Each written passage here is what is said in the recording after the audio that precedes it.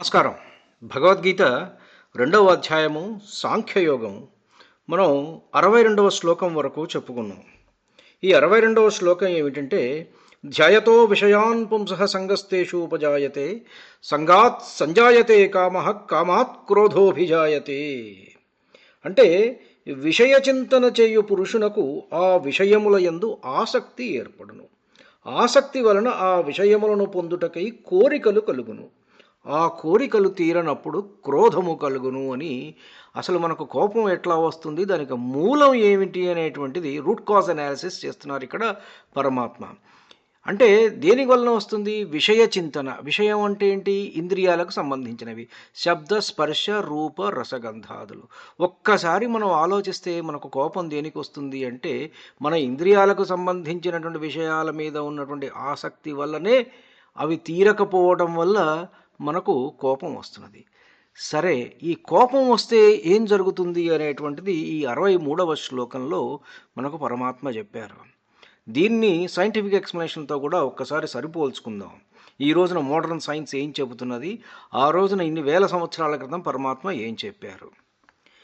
క్రోధాద్భవతి సమ్మోహః సమ్మోహాత్ Smriti విభ్రమః స్మృతిభ్రంశాత్ బుద్ధినాశో బుద్ధినాశాత్ ప్రణశ్యతి.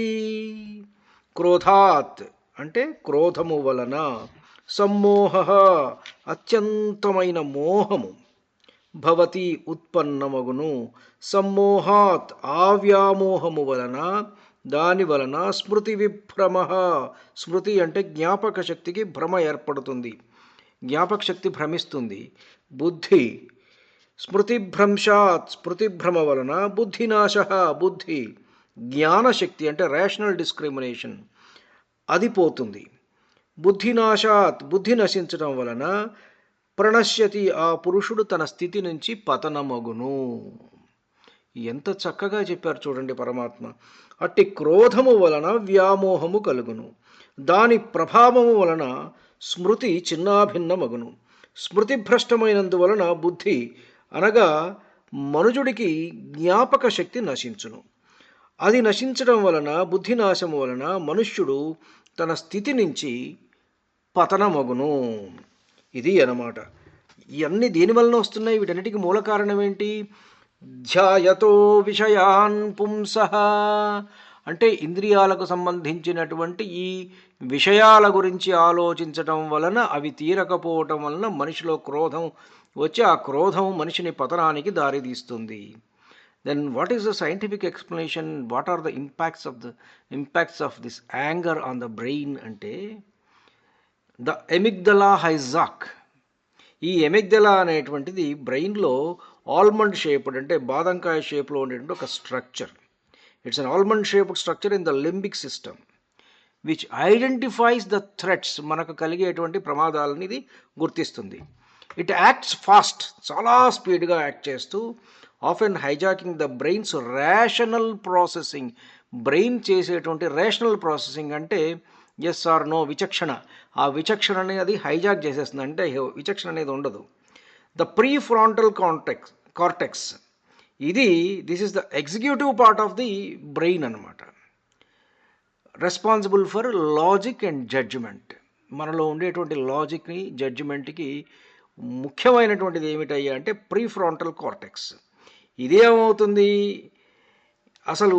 During intense anger the amygdala signal is so strong that it suppresses the prefrontal cortex, which is why people often say or do things they later regret. తర్వాత బాధపడేటట్టుగా వాడి పనులన్నీ చేస్తాడు. అంటే their thinking brain was essentially offline.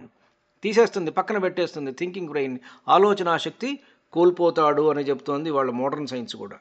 ఇక hypothalamus ఏం చెప్తుంది? Once signalled by the amygdala, the hypothalamus acts as a command centre, sending signals to the rest of the body to prepare for action, fight or flight.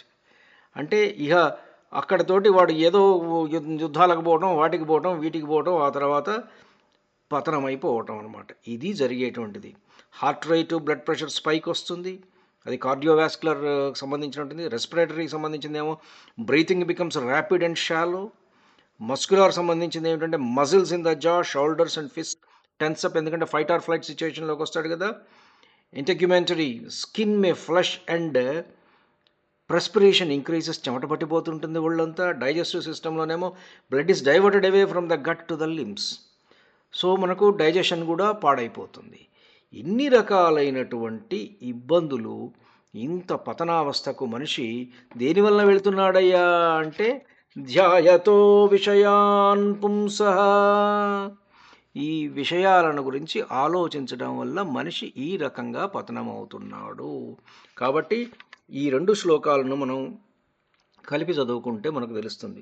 జాయతో విషయాన్ పుంసః సంగస్తేషూపజాయతే, సంగాత్ సంజాయతే కామః, కామాత్ క్రోధోభిజాయతే, క్రోధాత్ భవతి సమ్మోహః, సమ్మోహాత్ స్మృతివిభ్రమః, స్మృతిభ్రంశాత్ బుద్ధినాశో, బుద్ధినాశాత్ ప్రణశ్యతి. ధన్యుణ్ణి. నమస్కారం. మీ ఊటుకూరు జానకి రామారావు.